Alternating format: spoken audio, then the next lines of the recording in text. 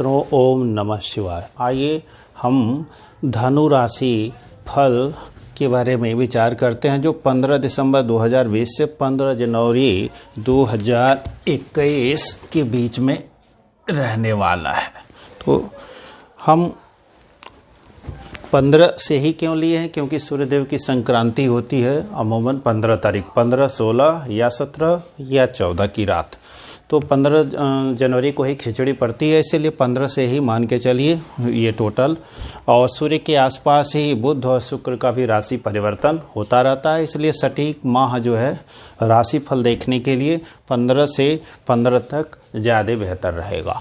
तो आइए देखते हैं धनु राशि के लिए कैसा ये पूरे माह का समय रहने वाला है। और इस हम जो है शिक्षा, धन, रोजगार, नौकरी, विवाह, संतान, प्रसिद्धि, भाग्य आदि सभी क्षेत्र, हेल्थ आदि सभी क्षेत्रों में विस्तार से चर्चा करने वाले हैं। वीडियो में अंत में बने रहेंगे तो लाभ होगा। चैनल पे नए हो तो वीडियो को सब्सक्राइब कर लें। व्हाट्सएप नंबर दिया हुआ है, ये कुंडली विश्लेषण के लिए संपर्क कर सकते हैं। इस बार एक बार दबाएंगे, ऊपर आई कार्ड दिखेगा, उसको दबाएंगे, प्लेलिस्ट होगी, अन्य वीडियो भी देख सकते हैं। तो आइए देखते हैं धनु राशि या धनु लग्न के लिए ये हमारा जो है विचार है। अर्थात आपकी जन्म राशि धनु हो, चंद्रमा धनु राशि में ही हो, या आपका लग्न ही धनु हो, तब इस फलादेश को आपको देखना है। यदि दोनों में से कोई एक राशि ये धनु हो और दूसरी राशि कोई दूसरी हो तो उस राशि वाले फलादेश को इसमें मिलान कर लेंगे और ये सामान्य होगा। इसके बाद भी दशा, अंतरदशा, प्रत्यंतर दशाओं का विशेष जो है प्रभाव पड़ता है, उसके लिए कुंडली का विश्लेषण कराना है, नंबर दिया है। तो धनु राशि की ग्रहों की जो स्थिति है, 8 ग्रह दिख रहे हैं, चंद्रमा नहीं दिख रहा है। चंद्रमा कहीं भी होगा, 2.5 दिन में ही स्थान बदल लेता है, इसलिए रोज के राशिफल में चंद्रमा का विचार करना है।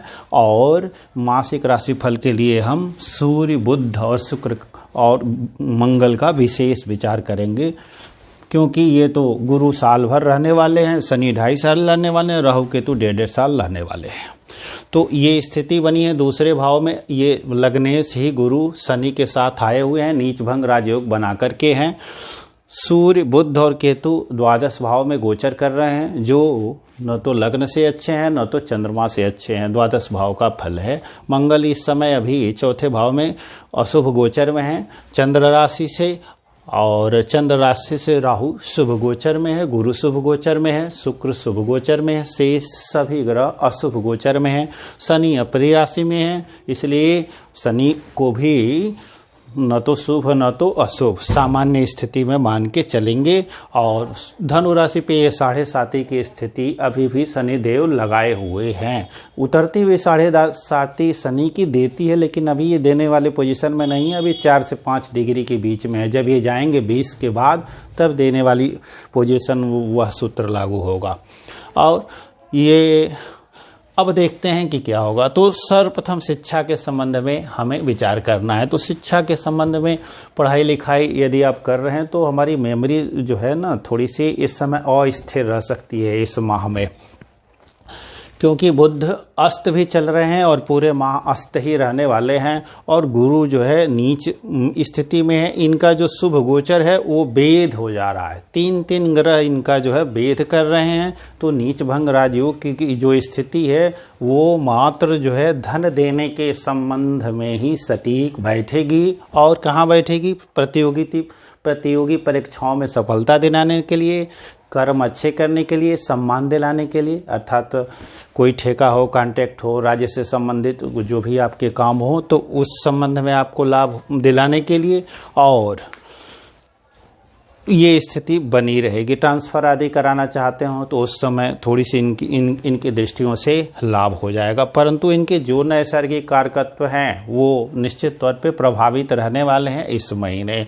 तो शिक्षा के संबंध में आपको विशेष सावधान रहना है पूरे माह, और उसके लिए आपको शिव जी की आराधना करती रहनी है, ताकि जो 7.5 के कारण भी जो मानसिक अस्थिरता बनी हुई है उसमें सुधार होगा। और दूसरा जो है गुरु के बीज मंत्रों का जाप भी करते रहना है।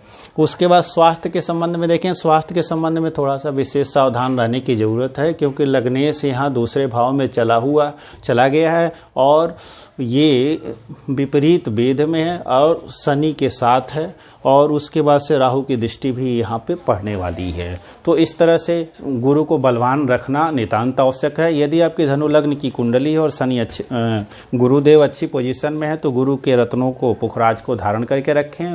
कम पैसे का रत्न टोपाज सुनहला मिल जाता है, उसे भी धारण करके रखें तो अच्छा है। यदि गुरु बाई बर्थ अच्छी पोजीशन में नहीं है तो इनके बीज मंत्रों का जाप करना ही उत्तम उपाय होगा।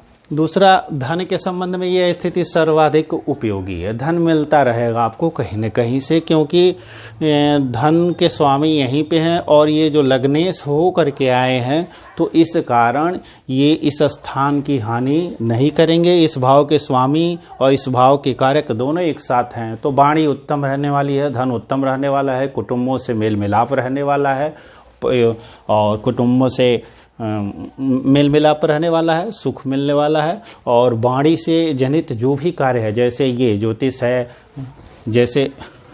है, जैसे योग है, अध्यात्म है, प्रवचन है, कथा वार्ता जो कुछ भी है, तीर्थाटन है, ये सब अच्छी पोजीशन में रहने वाला है और इसका विशेष लाभ मिलने वाला है। तो धन मिलता रहेगा, इसमें कोई दिक्कत नहीं होने वाली है। लेकिन धन नाश करने की स्थिति में यहाँ सूर्य भी हैं, बुध भी हैं, और जब इनका गोचर अभी 15 के बाद इस भाव में ही हो जाएगा, 15 दिसंबर से लेकर के 15 जनवरी तक सूर्य देव लग्न में रहेंगे तो धन नाश की स्थिति वो भी बनाएंगे, बुध भी बनाएंगे, तो धन नाश न हो।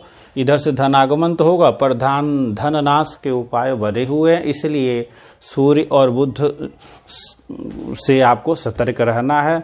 तो सूर्यदेव को जल देते रहें, प्रणाम करते रहें और कहते रहें, हे सूर्य देवता, आप हमें परिश्रम करने से, थोड़ा सा व्यर्थ के परिश्रम करने से बचाएं और हमारे धन हानि जो हो रही है उसे नियंत्रित रखें तो कुछ लाभ प्राप्त होगा। राहु शत्रुहंता योग बना करके हैं, इस समय शत्रु आपके से पार नहीं पाएंगे। यदि कोर्ट केस कचहरी आदि की स्थिति आपकी है तो वहाँ विजय प्राप्त करने की संभावना है। शिक्षा प्रतियोगिता में सफलता मिलने की पूरी संभावना है। प्रसिद्धि की जो स्थिति देखी जाएगी तो प्रसिद्धि के संबंध में सामान्य स्थिति है, न बहुत बुरी न बहुत अच्छी। विवाह के संबंध में महिला जातकों के लिए गुरु ही कारक हैं, तो यदि लड़कियों की कुंडली में गुरु इस समय स्थिति में है तो विवाह बहुत बाधा के बाद ही तय हो सकता है या होगा। पहले का तय है तो हो ही जाएगा। नया विवाह यदि तय करने के लिए प्रयासरत हैं तो जल्दी तय होगा नहीं, जब तक ये गुरु और आगे नहीं बढ़ जाते, अर्थात 1 महीने बाद स्थिति कुछ सुधरेगी, तो भी संघर्ष बना ही रहना है। और मंगल देव यहाँ जब आ जाएंगे तो स्थिति और अच्छी होगी और यहाँ करके वो शुभ स्थिति में हो जाएंगे तो यहाँ से भी हम बड़े निवेश की बात करते हैं, संतान की बात करते हैं। तो उस समय आकर के संतान के संबंध में यदि आप प्रयास कर रहे हैं तो सफलता मिलेगी। वो 25 दिसंबर के बाद ये स्थिति बनेगी और पूरे जनवरी में मंगल यहीं रहने वाले हैं। तो यदि आप धनु राशि और लग्न के जातक हैं और संतान के संबंध में प्रयासरत हैं तो वह स्थिति अच्छी होगी। शिक्षा की स्थिति भी अच्छी होगी, उस समय विचार भी आपके अच्छे होंगे और अच्छी प्रकार से आप सोच भी पाएंगे। तो उस समय प्रतियोगी परीक्षाएं आपकी होंगी, अर्थात दिसंबर के अंत में और पूरी जनवरी माह में, तो वो अच्छी स्थिति होगी। आप शिक्षा प्रतियोगिता, संतान के संबंध में वहाँ सफलता मिलने की संभावना रहेगी। और भाग्योदय के संबंध में हम देखें तो 15 जो दिसंबर है उसके बाद सूर्यदेव यहाँ से यहाँ आएंगे तो भाग्य का लाभ मिलेगा, भाग्योदय होने के अवसर रहेंगे। पर दौड़ता हुआ भाग्योदय नहीं होगा, रुक के होगा, बाधाओं के साथ होगा। शुक्रदेव का गोचर अच्छा है, अर्थात शत्रु विपरीत राजयोग यहाँ से यहाँ आ जाएंगे तो विपरीत राजयोग बना के होंगे। इस समय जो है आय की स्थिति है तो धन आगमन तो विशेष होता रहेगा, आपको बस व्यय से बचना है। यदि हॉस्पिटल में चले गए हैं किंचित वर्ष पुराने, अर्थात शुगर आदि के रोगी हैं, शुगर बढ़ा हुआ है तो थोड़ा सा ध्यान देंगे और फिर भी ठीक होकर के लौट के आने की संभावना बनी रहेगी। शुक्र यहाँ आएंगे, उनका गोचर अच्छा है तो ये व्यय के संबंध में शानो शौकत और वाले सामान की खरीदारी जो है वो वहाँ पे कर पाएंगे, और थोड़ा सा भोग विलासी पूर्ण स्थिति जो मन में आती है अर्थात मनोरंजन की स्थिति वो दिमाग में बनी रहेगी। तो धनु लग्न और धनु राशि के यदि आप जातक हैं तो उससे आपको कंट्रोल रखना है, क्योंकि शुक्र मार्गेश भी होते हैं। तो ये हमारा नंबर है, आगे के लिए संपर्क कर सकते हैं। मिलती हैं अगली वीडियो में, तब तक के लिए बहुत बहुत धन्यवाद और नमस्कार। देखिए ये हमारी स्वयं की अपनी ही कुंडली है। तो जब से देवगुरु बीच में आए हैं तो आप चूंकि यूट्यूब पे बहुत सारी वीडियो देखे होंगे कि धन आगमन आदि होगा, तो धन आगमन जितना हमें नवंबर माह में हुआ जब गुरु यहाँ थे उतना इस समय नहीं हो रहा है, फिर भी कुछ न कुछ तो हो रहा है तो ज्योतिष के द्वारा, तो वाणी से संबंधित लाभ जो है प्राप्त हो रहा है। भाग्योदय के संबंध में चैनल हमारा थोड़ा सा क्लिक किया था नवंबर माह में, वो फिर पुनः रुक गया। उससे अच्छी वॉच टाइम और उससे अच्छी सर्च इंजन ऑप्टिमाइजेशन में यूट्यूब के जो भी टिप्स थे हमने किए हैं, वॉच टाइम भी इंक्रीज हुआ, ऑडियो वो क्या बोलते हैं ऑडियंस रिटेंशन भी बढ़ गया है, फिर भी चैनल सजेस्ट जो है ग्रो नहीं कर रहा, सजेशन में नहीं जा रहा, सब्सक्राइबर 1-2 बढ़ रहे हैं, किसी दिन 0 बढ़ रहे हैं। तो उसका कारण है देवगुरु का यहाँ विशेष पीड़ित होना। इसीलिए केवल मीठी मीठी बातें बता देना ही ज्योतिष में यथार्थ नहीं है। वह उससे आप बहुत अधिक उम्मीद रखेंगे, जब पूरा नहीं होगा तो कहेंगे ये तो ज्योतिष ही गलत है। तो ऐसा नहीं है, और ये ज्योतिष का दोष नहीं है, हम जैसे या अन्य ज्योतिषियों की ये बताने में गलती हो सकती है। तो ये देव